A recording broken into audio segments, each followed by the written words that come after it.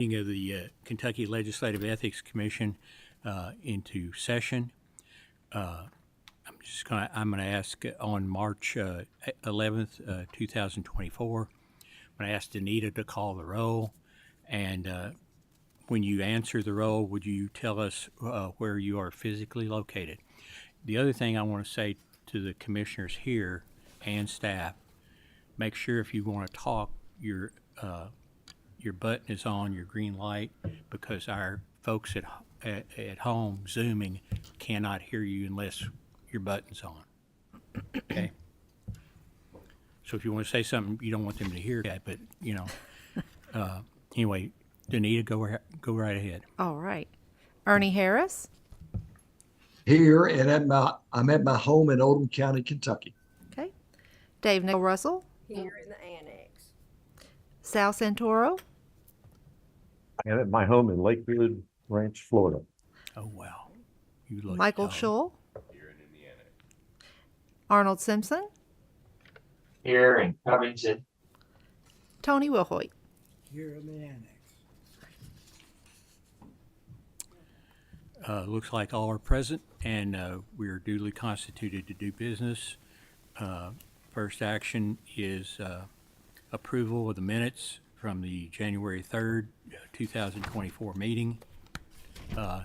We hope you've read those, and the chair will entertain a motion to approve. Move approval. There's a motion. Is there a second? There's second. Second. All, any questions about the minutes? Any corrections needed? If not, all those who favor passage of that signify by saying aye. Aye. Aye. All opposed, no. The ayes have it, and it is so ordered. We're going to move along to the staff report, and I'm going to recognize Miss Laura Hendricks to do that. Laura, go ahead and proceed. Thank you. Good morning. Glad to see you all again on this sunny day, albeit a little bit chilly. Quickly, the first thing I had was the budget. The financial reports are in your all's folder for January. We got the February one after it was completed by Tom Hampton, and I did email that out to you all. Everything looks good according to Tom Hampton. They're in good order. And we are in the legislative budget, which is a good thing. And right now, I think I read that they're going to take up the Senate's going to take up all of those budgets this week. As you know, it's getting towards the end, so they'll, continue to talk about that. But from what Tom has said, looks like we're in good shape for that. So. Any questions about the financial matters? Do we need to approve the financial statement? Sure. Yes. If there a you can take a motion to do motion. so? Yes. I move it. Second. Okay. Second. Motion and second. Any questions about it? Appearing to be none. All those who favor the motion signify by saying aye. Aye. All opposed, no. The ayes have it, and it is so ordered. Okay. May continue, ma'am. Sure. The next quick item I had was that we're progressing on updating the database and our website with assistance from LRC, and again, it's going well. They've asked for input from staff. Of course, all of us are involved in that, and they're working very diligently to respond to questions that are, that we have, and also, keeping it hopefully a good resource for people out in the community as well to find out about lobbying. So that's a good update, hopefully. The other thing we've been working on, or actually just got completed, was the annual filing of financial disclosures by legislators, those legislative candidates who have filed, and also major management personnel of LRC.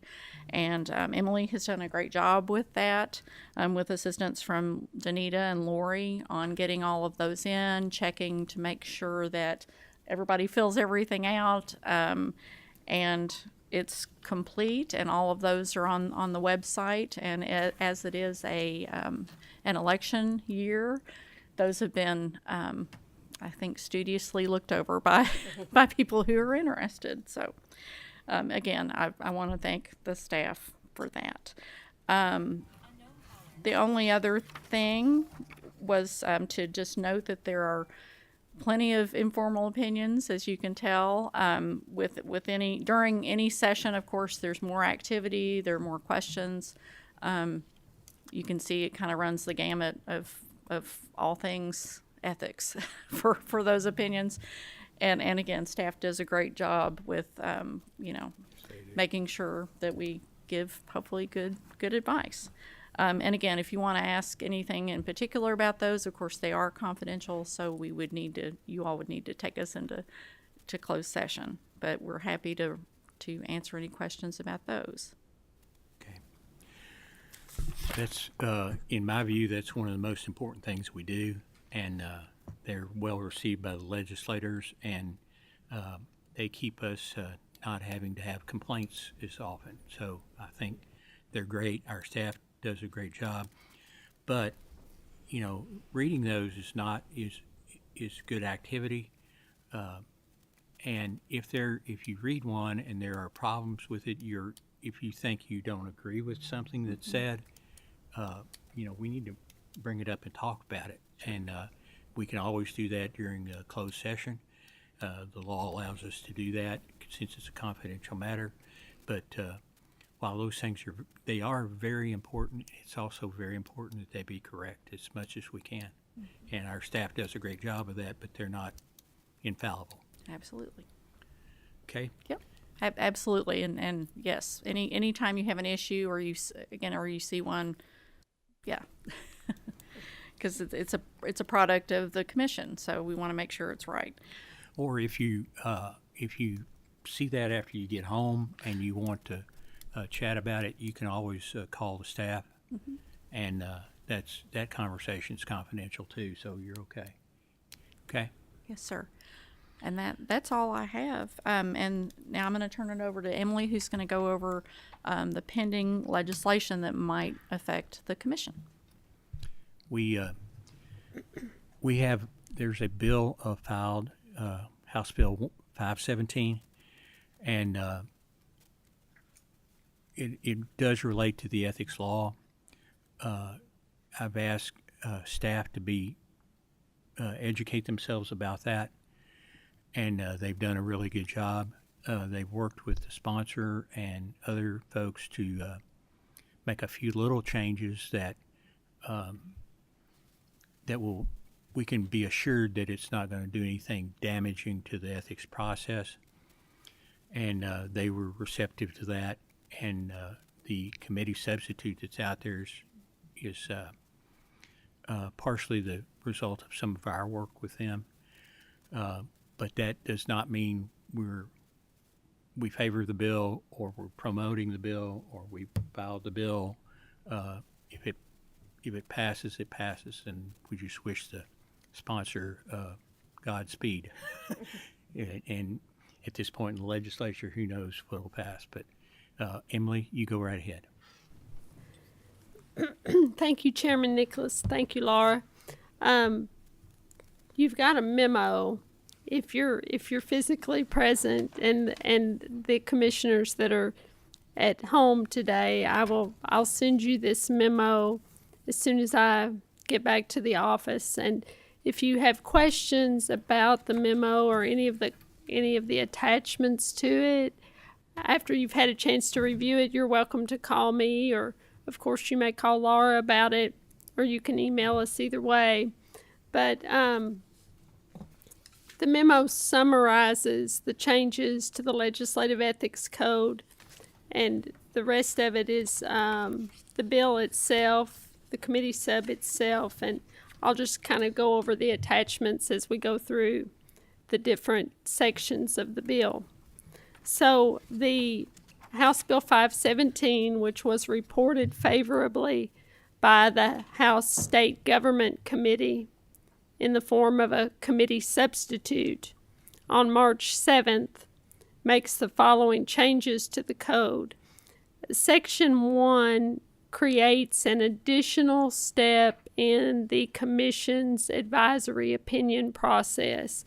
And I want to make it real clear right off the bat that this does not affect the informal advisory opinions that staff gives.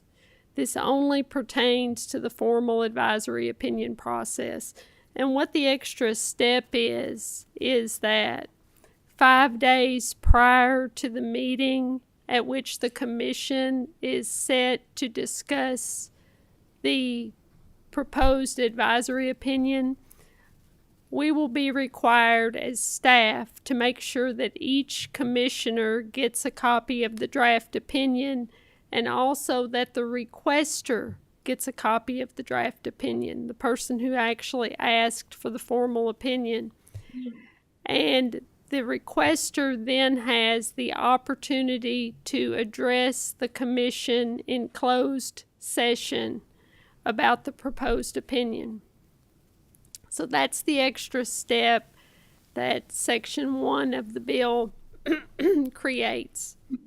Now, Section 2 of the bill creates an extra step in the commission's complaint process by requiring that the commission make a reason to believe finding by the affirmative vote of at least 5 members of the commission prior to initiating the preliminary inquiry into the alleged violation of the code.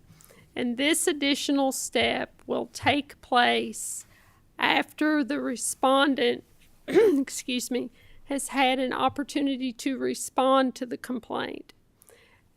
If we have the process itself, and I apologize for those of y'all at home, but you'll get this in the copy.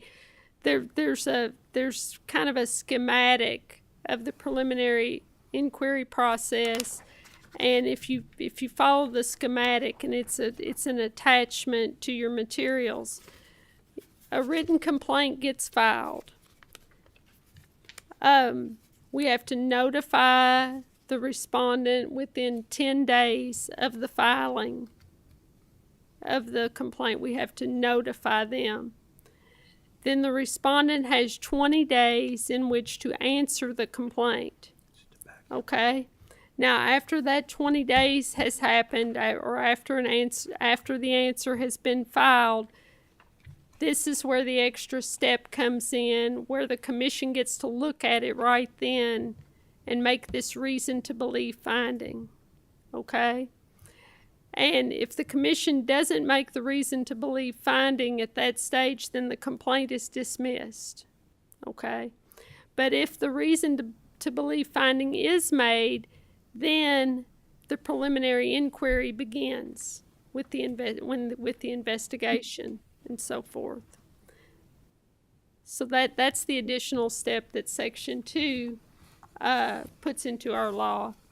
Section 3 of the bill amends the definition of lobbying to provide that a natural person who represents an organization that has a direct interest in legislation is exempt from registration as a lobbyist so long as they are accompanied by a legislative agent that is engaged by the organization at meetings or in conversations with legislators on the issue.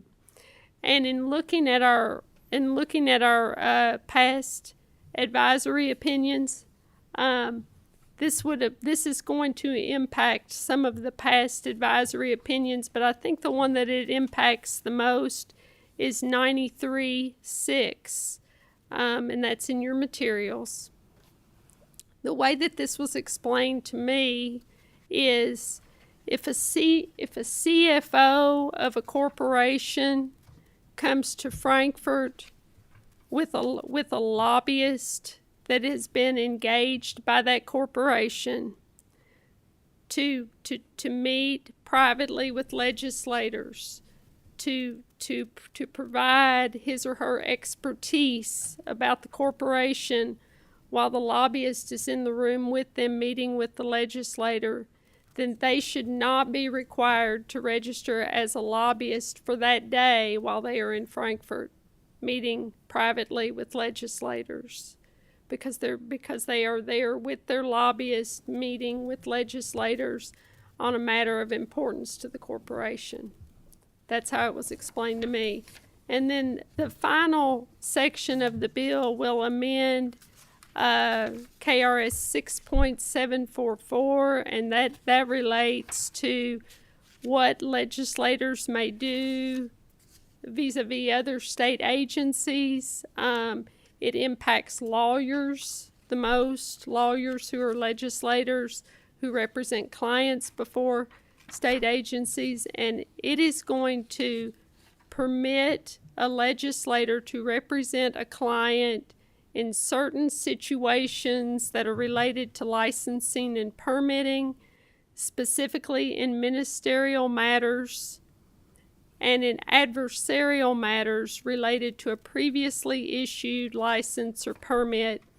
I took a deep dive into this statute last fall because we prepared a CLE for legislator lawyers and also for staff to the General Assembly, LRC staff.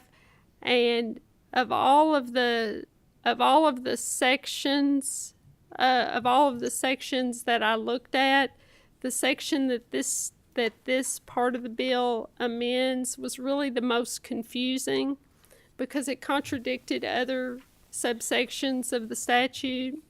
And so this will really clear up some confusion in a way. And there is a past advisory opinion, 9439, that said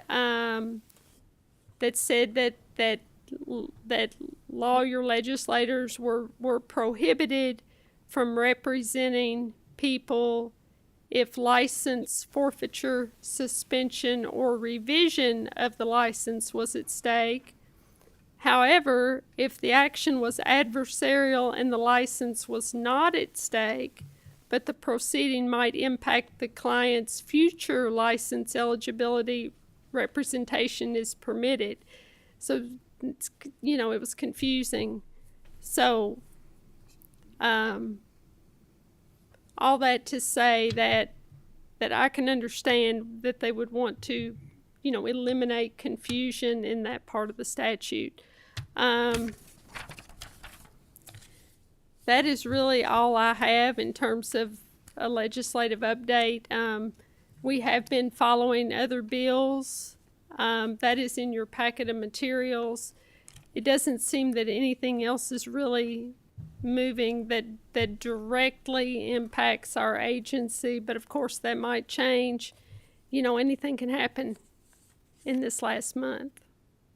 So if y'all have any questions, feel free, or that's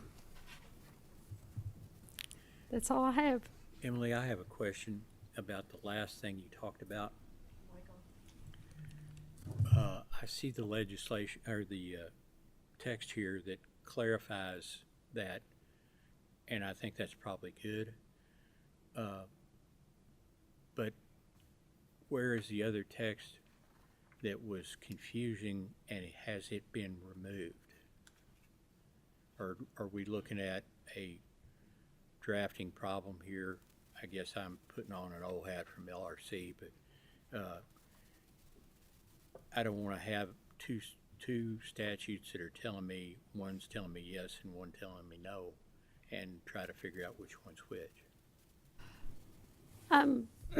The section of the law that the section of the law that section 4 of the committee substitute amends, the section of the law is KRS 6.744, and the problem is that certain sections of 6.744 seem to imply that representation was permitted in certain areas, and then you get to this one section relating to licensing and permitting, and it says representation is not permitted. So what they've done by changing the section that relates to licensing and permitting is that it makes it consistent with the rest of the statute. So it's not as okay. if they need to make another change within another statute. It's all covered. It's all covered in 6.744, if that makes sense. So is it going to be clear that we can, in this circumstance, the legislator attorney can do this, and then in the other circumstance, they cannot? Correct. Okay. Correct.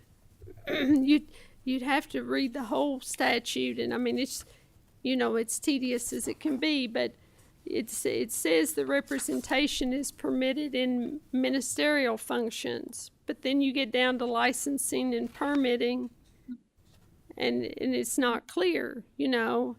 It says the representation is permitted in adversarial proceedings, but then you get down to licensing and permitting, and it's not clear, and so they're eliminating all the confusion by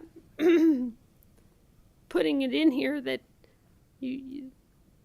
it's representation related to licensing and permitting is generally not permitted. However, if it's a ministerial function, or if it's an adversarial proceeding related to a previously issued license, then it's permitted.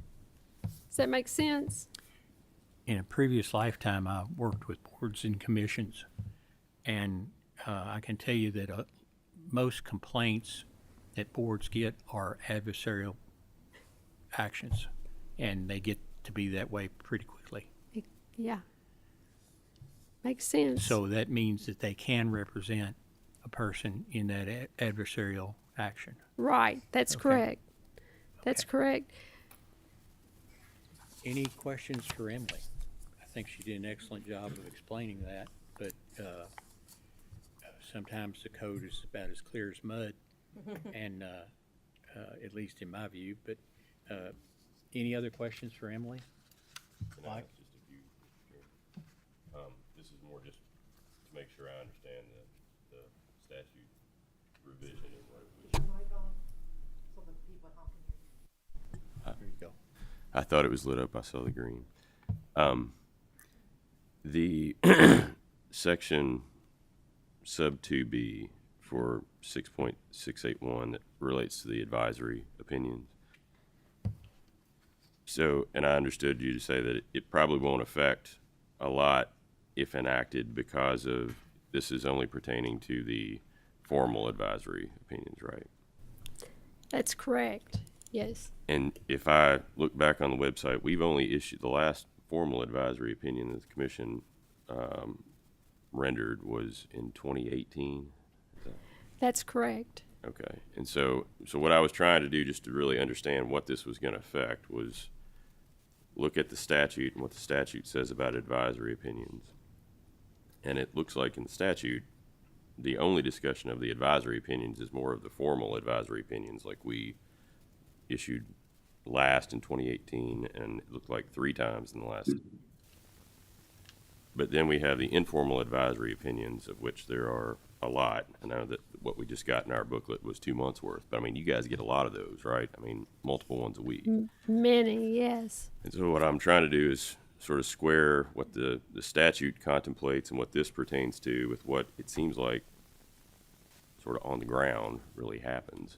Right. And because you get several of these and looking at them without getting specific on anything, many of them are related to something that's getting ready to happen fairly quickly, right? We're going to have a meeting. I'm going to have an event. I want to make sure that I'm not,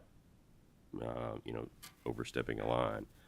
It's not something that when it's presented to you could really wait and be effective if it were presented as part of a formal advisory opinion. Is that? That's correct. Okay. So when does, because, I'm fairly new to the commission, when does the request, how does it become a request for a formal advisor? Like, as an example, when I look back at the last 3 formal advisory opinions, one of them was relating to social media, I think back in 2014. And the inquiry was, can we do this on social media? If somebody submitted an inquiry to the commission, and it was treated as an informal one. And even when the response always says, this is not, a formal advisory opinion. So we're just giving you a response. It's not an action of the commission, right? Right. How does it get from one to the other? Do they have to request it and say, well, actually, we'd like the full commission to weigh in on this? Because I guess that's what I'm Right. struggling with. Right. That would be one way that it could come to the full commission, is if someone got an informal advisory opinion and actually came back and said, we want a formal opinion of the commission, in lieu of the informal opinion. That's one way that it can come to the commission.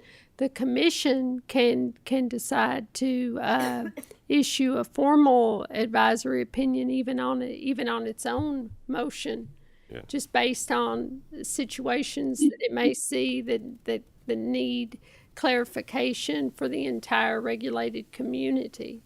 So there's more than one way that a formal advisory opinion can be issued. There's more than one way that it can come to the commission. I think that the reason that there have been less formal advisory opinion requests is because the law hasn't changed in a long time. If you look back around, between 93 and 97, and probably even further than that, there were numerous formal advisory opinion requests, and we may see that, we don't know, So,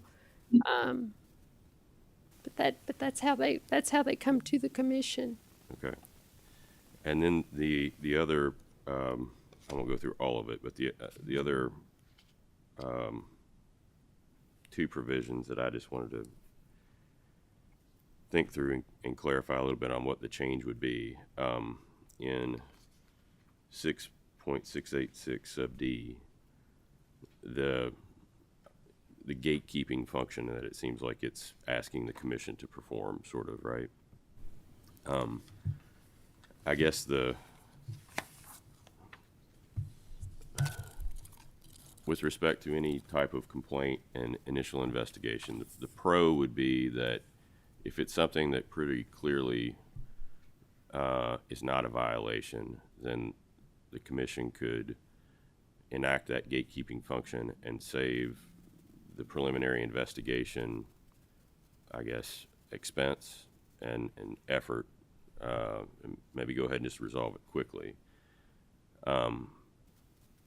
The con could be that if there is the reason to conduct the preliminary investigation, and that's going to at least be like a few more weeks, right? And I know it's going to depend on when the complaint comes in. Like if the complaint comes in tomorrow, say, then they're going to be notified within 10 days. And if they don't take the full 20 days to file an answering statement, then we could, in theory, take one up at the next meeting if it got sandwiched like that.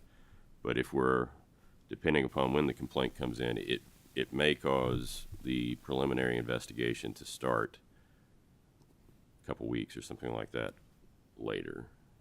Am I getting the pro and con in terms of the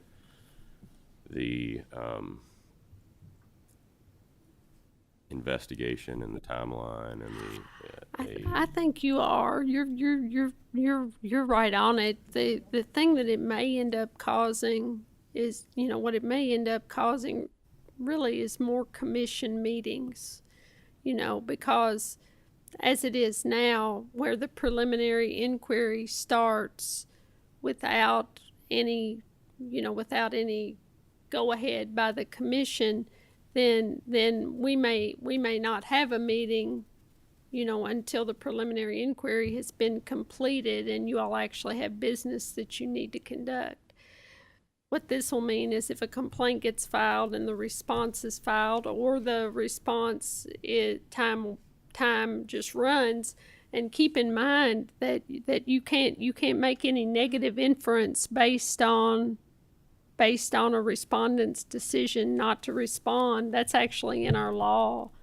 They have the choice to respond or not respond, so we have to either let the let that response period run, or they actually file a response, then under the current law, we would immediately then, assign it to our enforcement counsel and let them start the preliminary inquiry. But instead, you will have this gatekeeping function.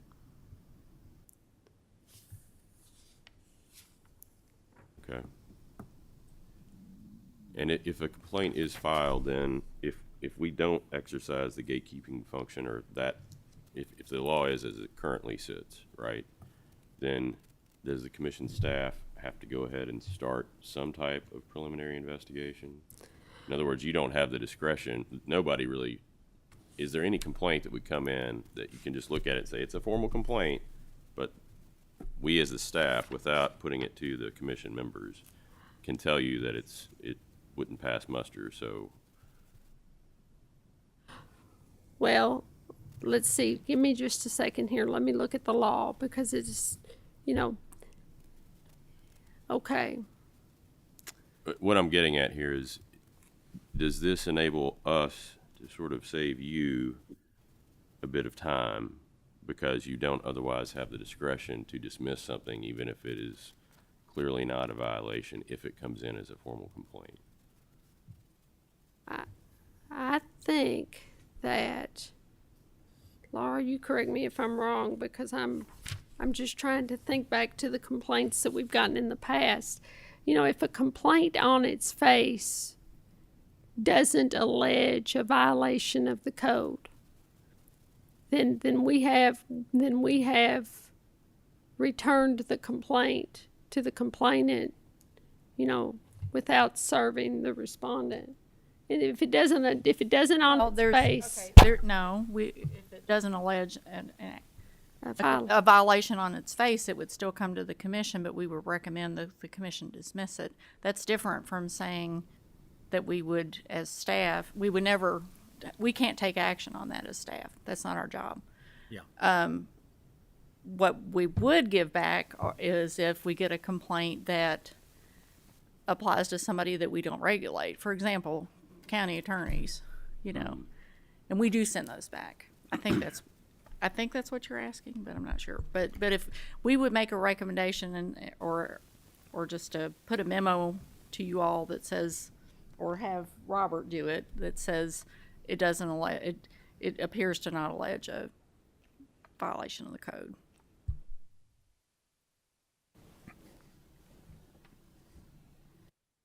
Okay.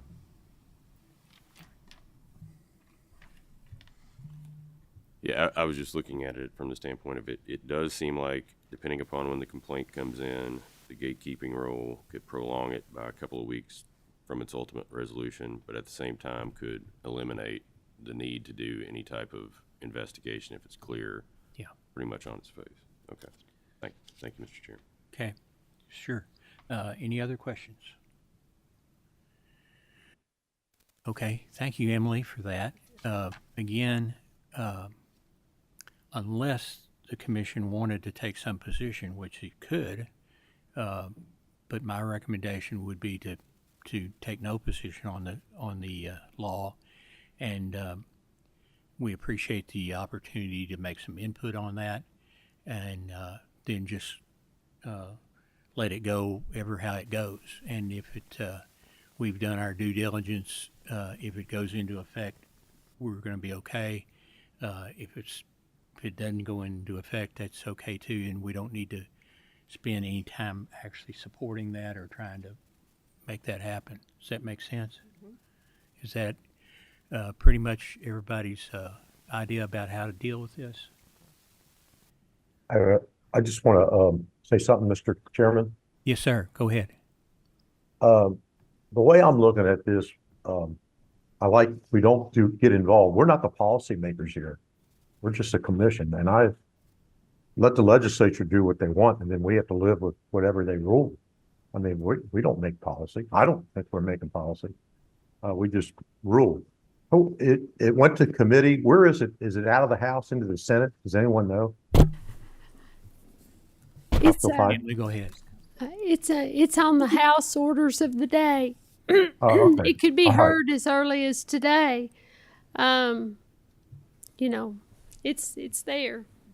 All right, thank you. I don't follow all the time what's going through legislature at this point, so I just want to know where it was, and I just think, hey, they're the policymakers, let them make it, and we have to deal with it, what they do.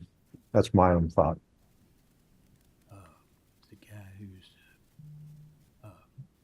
Assistant Speaker of the House, Mead, I think is his name. Okay, any questions about that? Thank you all for your good work on that. We appreciate that, and I think we've been possibly helpful to that legislative process without promoting the bill, and I think that's what we really needed to do in this particular case. Any other questions about that? I'm going to entertain a motion to go into pursuant to 61.810 sub 1 sub C sub K to go into executive session to discuss potential complaints and informal opinions. Is there a second to that, Second. or a motion to that? Second. Okay.